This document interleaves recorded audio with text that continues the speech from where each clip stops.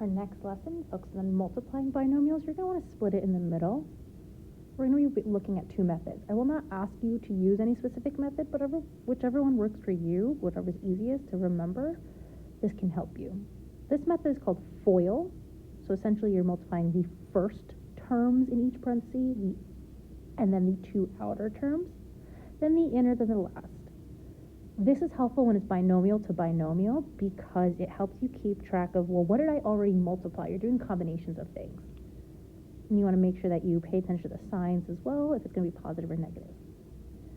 Second method is called the area model. This is an example of a binomial times a binomial. You can make this to trinomials, polynomials, so on and so forth. And essentially what you're doing is making sure you, again, make all the combinations. Go ahead and pause the video so that you can finish taking your notes before we move on to the actual examples. So let's do example number one. Example number one, I'm going to use the FOIL method. So I'm going to multiply first the two first terms in the parentheses, which gives me an x squared. Outer, which means I'm going to do the two outer, so see how these are on the outside, which gives me a positive 4x. Inner, I'm going to go down here so my arrows don't get confusing. It's the two closest to each other, which gives me a positive 2x. And then last are the ones are there on the last of the parentheses, which gives me a positive 8. From here, I want to make sure I combine like terms. In this case, it's just the 2 in the middle, and that's often going to be the case where you have to simplify the 2 in the middle. Sometimes you might need to do more, so you're going to have to check that.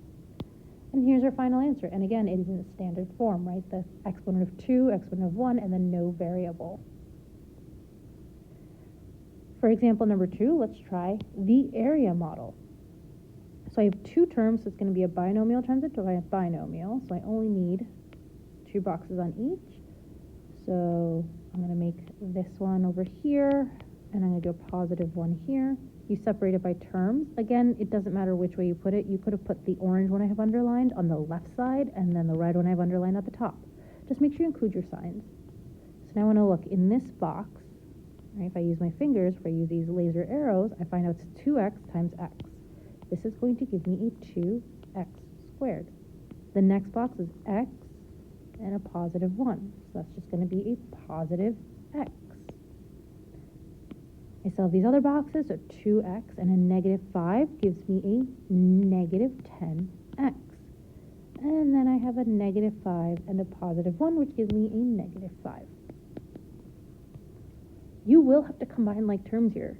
Usually it happens diagonally from all the way the bottom left to the top right, but if you don't see it here, you can easily just write them. You have 2x squared, positive x, minus 10x, minus 5. Then you'll be able to see it from here that you need to combine those terms. So you get 2x squared, minus 9x, and then minus 5. And that is your final answer, and it is in standard form. We're going to be checking to put it in standard form, right? And you can still apply these to area and perimeter. So if you notice, this is a binomial times a binomial. However, number 4 is going to be a lot longer, so you might need a separate piece of paper because it might not fit down here for your work. This is a binomial times a trinomial.